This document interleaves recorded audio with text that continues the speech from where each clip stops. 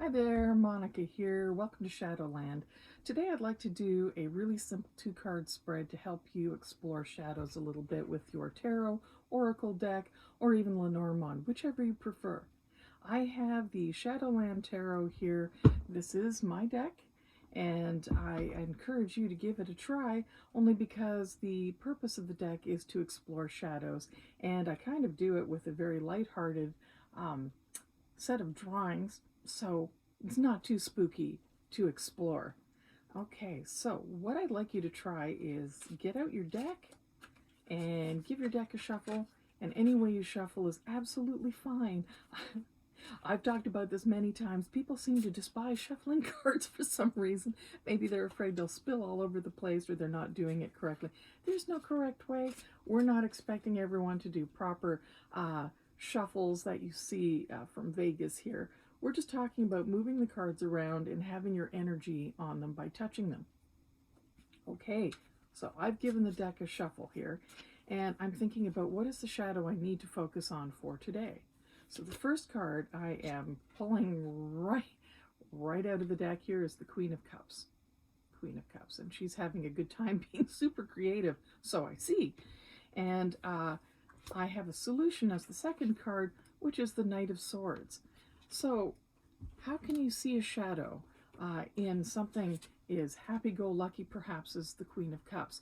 Well, let me just say right away that the way I have written the book and created the deck, there is shadow and light to everything. Everything we see, everything we do, there's a very balanced kind of view.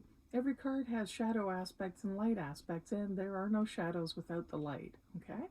So what might a shadow be of the Queen of Cups? She's here playing guitar, having a nice cup of coffee, and it looks like singing a song by the seaside. Maybe I'm spending too much time on creativity. Maybe I'm just so lost in it right now. I don't know. I'd have to really think about all that implies, and it will be something different for everyone. In the book, I have listed what those shadows are and some reflection questions to help you with that. But for me right now, looking at this card, I think it's about perhaps just not really paying attention to what's going on around me. I'm so wrapped up in creating, which is true. I'm on deadline for something right now, and maybe I'm not giving other things the attention I should. So if that's the case, what are those other things? Well, I pulled a second card. So the second card that I did pull out of the deck was the Knight of Swords. Here is somebody on a bat, fairly quickly flying through the air. What is that solution? I think the solution would be communication, and perhaps quickly reaching out to a few people, or checking on my email or text, or just communications in general, so I don't lose touch of people that are trying to have conversations with me, because maybe right now I'm just too caught up in my own stuff. So that's a very personal interpretation, but one that I find helpful, just as a reminder, not as a criticism. I don't feel chastised by that or put down by it. I just think, it's a friendly reminder. Hi, over here in the shadows, take a look at me. And, while we're at it, here's a kind of a suggestion for you, okay?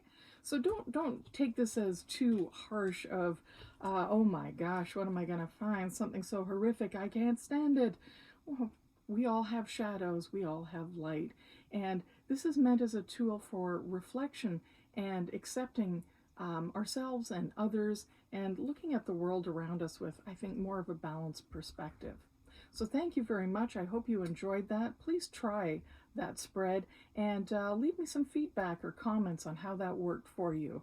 I've got links to other resources below, and feel free to get in touch with me. Until next time, this is Monica saying hello and goodbye from Shadowland.